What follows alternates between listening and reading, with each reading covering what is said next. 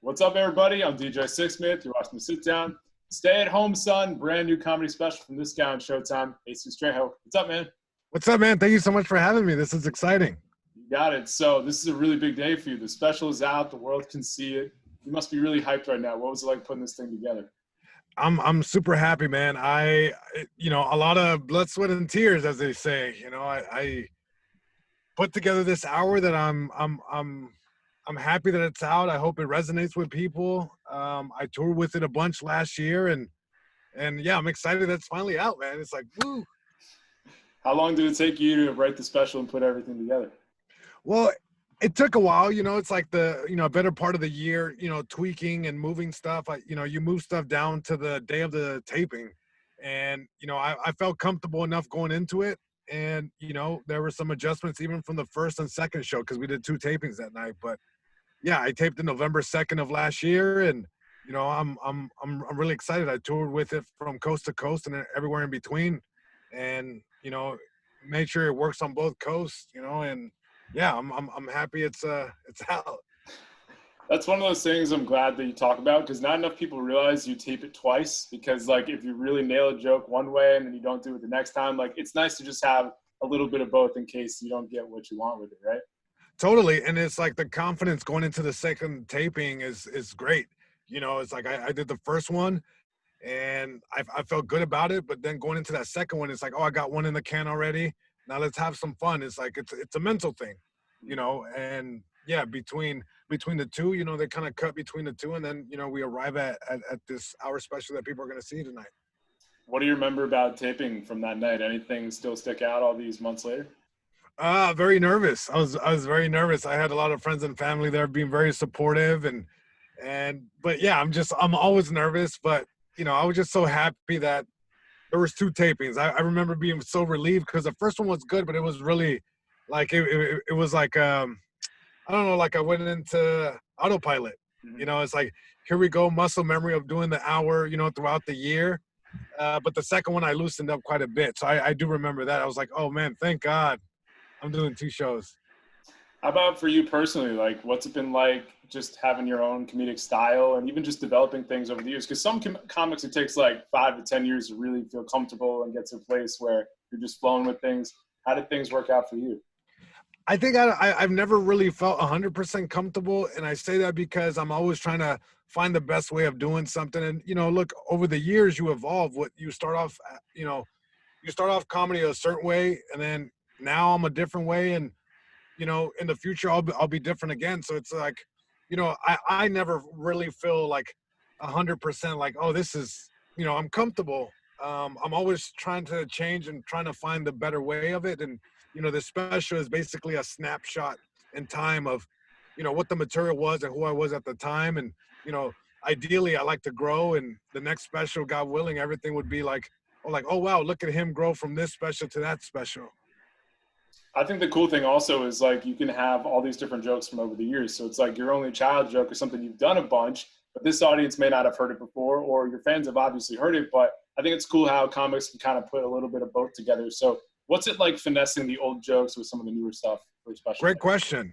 Yeah, I think that's a great question because even though I had already used like the Only Child stuff in a different special, the premise is still true to me.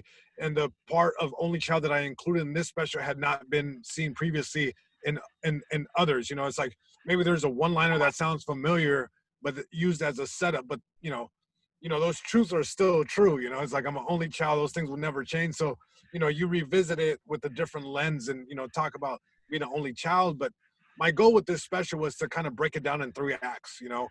It's an hour. I broke it down into 3 20-minute bullet points, and it's my upbringing, my parents, and the lengths we go to impress our parents. And it kind of capitalizes on all the variables I set up in the first 20 minutes, second 20 minutes, and then finally it culminates using, all the pictures that I drew and painted for the audience, leading up to the last 20 minutes. It's one story that kind of brings everything together.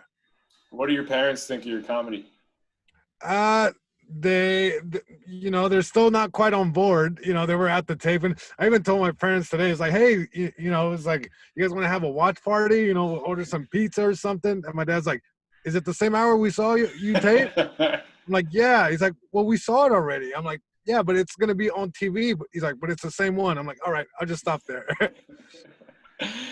How about for you when you think about your comedy career, like going backwards, like comics of the past, like you get on the late night shows, you get your own special. Those were kind of the big lifting off points. What have been the big moments for you in terms of jumping, pushing things to the next level? I mean, I think there's a lot of big moments, and it's like I think I celebrate the small victories, like in a way of along the way. All the big victories is when you figure something out. The all the way from the beginning when you figure out how to take the microphone out of the stand and put it behind you. As small as it may seem, it's like, okay, I'm getting comfortable. I'm doing this. You never quite attain being comfortable, but it's like being able to celebrate and like those accomplishments of I've been able to do comedy this long. I've been able to make a living. I've been able to provide for my parents, through comedy, through jokes that I think of, write down and perform. It's like I think those accomplishments along the way, like being able to pay rent, pay your cell phone, put gas in your car through jokes is like, man, those things are like those things feel good, man. Yeah, it's really good perspective. I mean, I think the other cool thing about the comedy world is like other comics really take the young people under their wings, the people coming up along the way. Who are some of the comics that helped you out, or just some of the people you're tight with even to this day? Totally. I've been very fortunate, man. I've been very fortunate that, a lot of great comedians have taken me under their wing. And, from like day one, like Steve Trevino, who, taught me the ropes. And, it's like Pauly Shore, who I met at the Comedy Store, Russell Peters, who I met parking his car at the Comedy Store, Bert Kreischer most recently. And, the list is long.